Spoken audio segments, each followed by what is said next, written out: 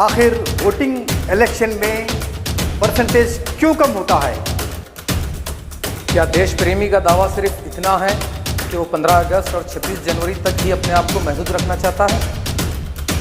जो शख्स वोट नहीं डालता, क्या वह देश की तरक्की में हिस्सा ले रहा है? अस्सलाम वालेकुम, आदाब।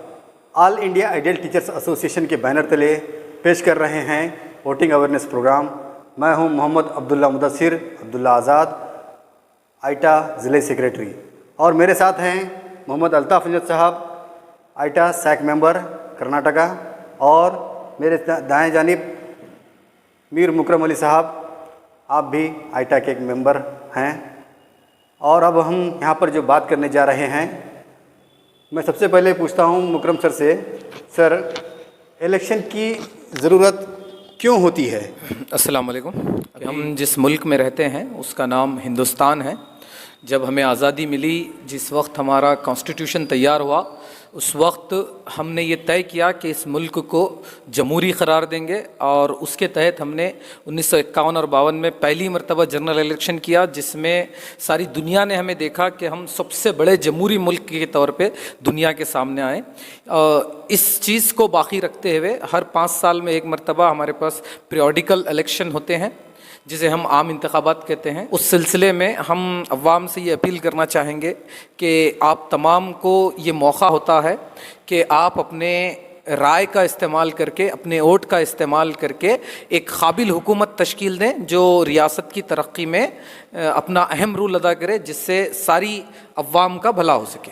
इस वजह से हर 5 साल में एक मरतबा इलेक्शन होता है, ताकि हमारे मुल्क के अंदर कोई भी अपनी खुद मुख्तारी क़ायम ना करे, ना कोई बादशाहत अपनी क़ायम करे, बल्कि ये मुल्क अवाम का मुल्क है, ये अवाम के लिए है, अवाम से चलने वाला है। इस वजह से इलेक्शन का होना बहुत ज़रूरी है।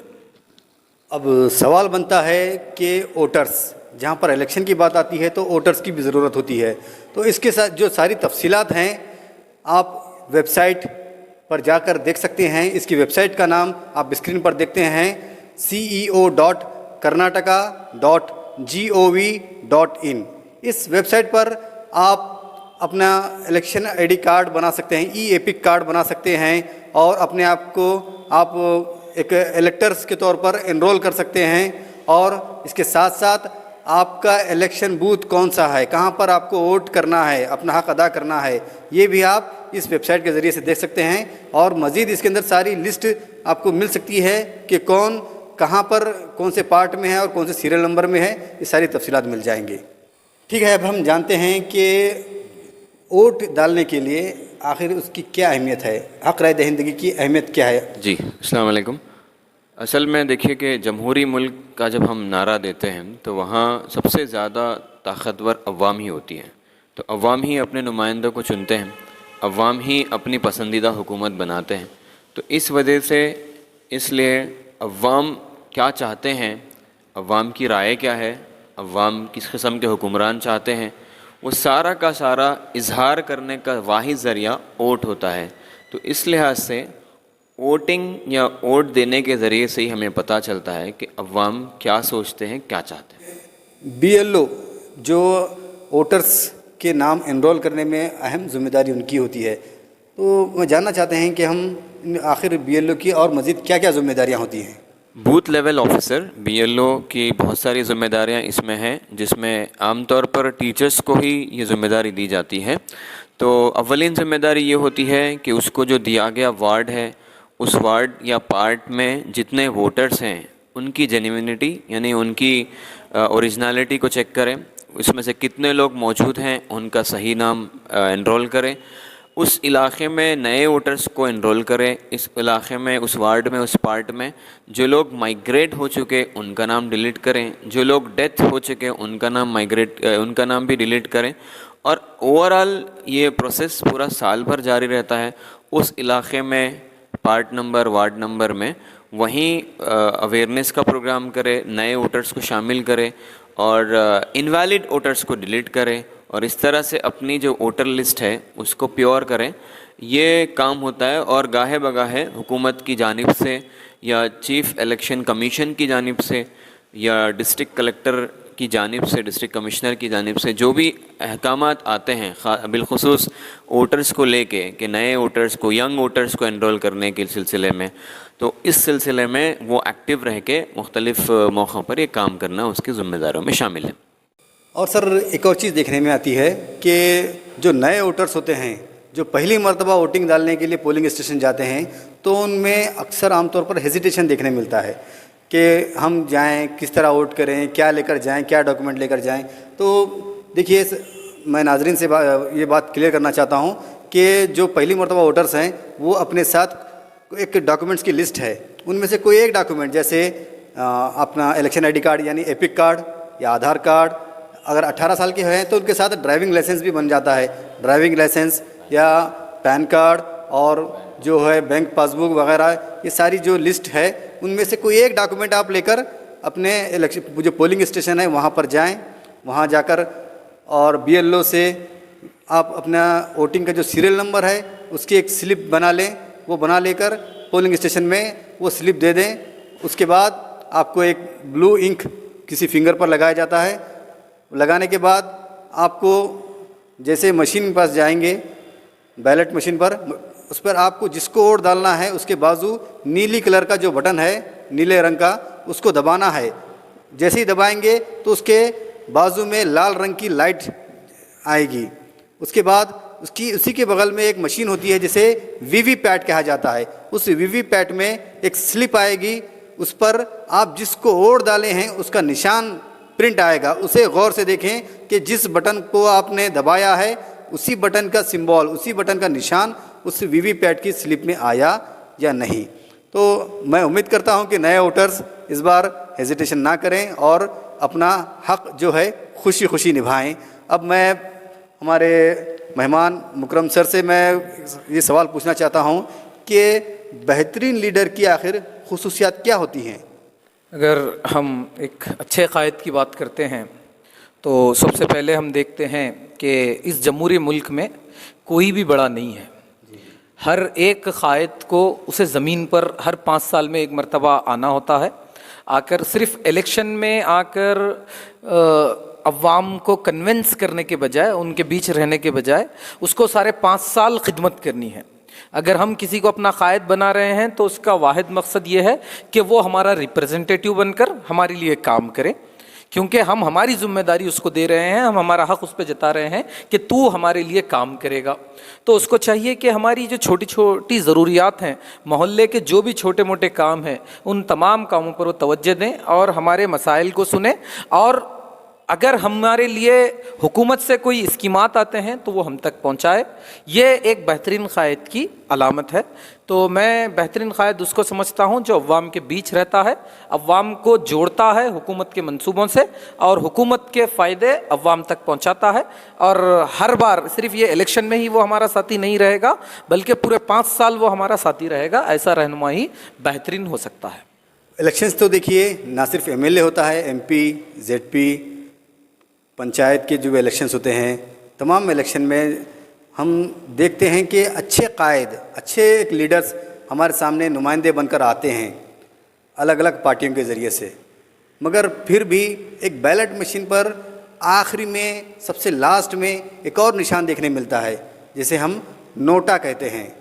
वो क्या चीज़ है? वो उस वहाँ पर वो एक आखिरी वाले ऑप्शन की क्यों ज़रूरत आन पड़ी है? इसको क्यों रखा जाता है सर? ये जो नोटा जिसे हम मतलब जितने भी कैंडिडेट्स हमारे सामने होते हैं, अगर हम ये समझते हैं कि सारे के सारे कैंडिडेट्स वैसे नहीं हैं जैसे हम चाहते हैं, या फिर जमहूरी निज़ाम को चलाने के लिए काबिल नहीं हैं, या फिर अवाम की नुमाइंदगी सही तौर पर नहीं कर पाएंगे, अगर आप ऐसा मानना है, आपकी ये ओपिनियन है, तो आपको इसका इजहार करने के लिए एक प्रोविज़न दिया गया कि जिसमें आप नोटा कहें। तो आप नोटा जब प्रेस करते हैं तो आप इस बात का इकरार करते हैं कि जितने भी कैंडिडेट्स खड़े हैं वो सारे के सारे आपके ओपिनियन में काबिल नहीं हैं। लिहाजा अगर इस तरह की राय किसी भी बूथ में 40% से ज़्यादा हो जाती है तो वहाँ फिर री इलेक्शंस के इम्कानात बिल्कुल कवी हो जाते हैं। तो इस लिहाज से अगर आप ये समझते हैं कि कहीं पे ज़्यादातर लोग इस काबिल नहीं हैं, तो नोटा के इस्तेमाल से भी अपनी राय का इजहार कर सकते हैं। ये भी एक इजहार राय है, ये एक ओपिनियन है, ये भी एक वोट है। जहाँ पर ये देखते हैं कि नोटा के अगर वोट ज़्यादा हो जाएं तो फिर क्या कैंडिडेसी जो है, कैंडिडेचर जो हैं, क्या वो फिर वो तब्दील हो जाएंगे? और जैसे सुप्रीम कोर्ट का ऑर्डर देखने मिलता है, सर आप क्या कहना चाहते हैं इस बार? असल में ये जो ऑप्शन क्रिएट हुआ हमारे पास, हमारे मुल्क में 2009 में इसकी मतलब इब्तिदा हुई, लेकिन इसको हम प्रैक्टिकल जो देखते हैं वो 2013 से सुप्रीम कोर्ट के ऑर्डर के तहत इस ऑप्शन को शुरू किया गया। जैसा अल्ताफ़ भाई ने बताया कि मतलब 40% से ज़्यादा, तो सर ये बात वाज़ेह है कि अगर, क्योंकि हमारा मुल्क जो है जो ज़्यादा वोट लेता है वो विनर होता है। अगर नोटा को ज़्यादा वोट मिलते हैं तो इसका मतलब ये है कि नोटा जीत गया, यानी तुम में से कोई भी इस काबिल नहीं है, अवाम ने आपको नहीं पसंद किया। अब वहाँ पर फिर 6 महीने के आने वाले वक्त में फिर एक मरतबा वहाँ पर बाई इलेक्शन तो कराएंगे या मतलब जो भी प्रोसेस है उसको फिर एक मरतबा दोहराया जाएगा, यानी फिर एक मरतबा ओपन, जितने कैंडिडेट अब हैं वो और एक मरतबा अपना नॉमिनेशन डाल सकते हैं और कोई और भी उस वक्त अपना नॉमिनेशन डाल के अपने आप को रिप्रेजेंट कर सकता है। अब हम देखते हैं कि नुमाइंदे अपना नॉमिनेशन भर दियाते हैं, नॉमिनेशन फाइल करने के बाद में फिर ये कैनवेसिंग का जो प्रोसेस चलता है वो उसकी क्या अहमियत है? क्यों ज़रूरी है कैनवेसिंग करना, या बिना कैनवेसिंग के भी इलेक्शन होता है, मुमकिन है?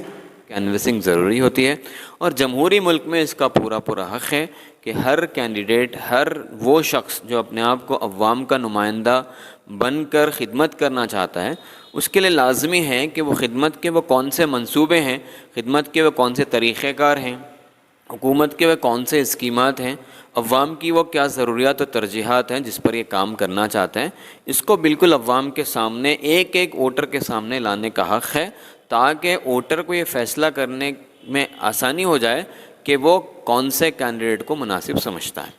मगर एक मनफी पहलू हमको जो नज़र आता है कि नोट फॉर वोट जो कैनवेसिंग चलती है वहाँ पर आवाम को ख़रीदने की कोशिश की जाती है, चाहे वो करेंसी की शक्ल में या कोई चीज़ों की शक्ल में, कोई कुछ बांट दिया, कोई कुछ बांट दिया। नोट फॉर वोट ये जो कॉन्सेप्ट है ये गलत है। अगर हम इन 40 दिनों के अंदर, जिसे हम कोड ऑफ कंडक्ट कहते हैं, नोट फॉर वोट, ये 40 दिनों का ही ऑफ़र होता है। अगर हमारा वोटर एक मरतबा नोट लेकर वोट दे देता है इन 40 दिनों में, तो उसे तरक्की से 5 साल दूर हो जाना है, क्योंकि जो कैंडिडेट पैसा देकर वोट लेता है वो उसको अपने पास आने नहीं देगा और उसको कोई स्कीम वो पहुंचाएगा नहीं, और जो जीतने वाला कैंडिडेट है उसके पास ये ज़रूर बात रहेगी कि आपने मुझे नोट लेकर वोट दिया है, मैं आपका कोई काम नहीं करूंगा, बहुत इग्नोर करेगा। अगर आप नोट नहीं लेकर वोट करेंगे और आप ये समझेंगे कि ये मेरी जिम्मेदारी है वोट डालना, ये मेरा ईमान बेचना नहीं है मुझे, बल्कि मेरी जिम्मेदारी है वोट डालना, अगर तुम पूरी ईमानदारी के साथ वोट डालेंगे और काबिल रहनुमा को चुनेंगे तो आप उसकी कॉलर पकड़कर पूछ सकते हैं अपने काम को कि ये मेरा काम तूने नहीं किया, क्योंकि हम उसे अपना रिप्रेजेंटेटिव बना रहे हैं। ये जो लम्हात हैं, इन लम्हात को अहम समझें, ज़रूरी समझें, बहुत कीमती हैं। इसमें कोई काहली सुस्ती ना करें, अपने वोट की जिम्मेदारी को समझें, अपने घर के हर एक फ़र्द को वोट की अहमियत बताएं और उन्हें लेकर चलें पोलिंग स्टेशन की जानिब।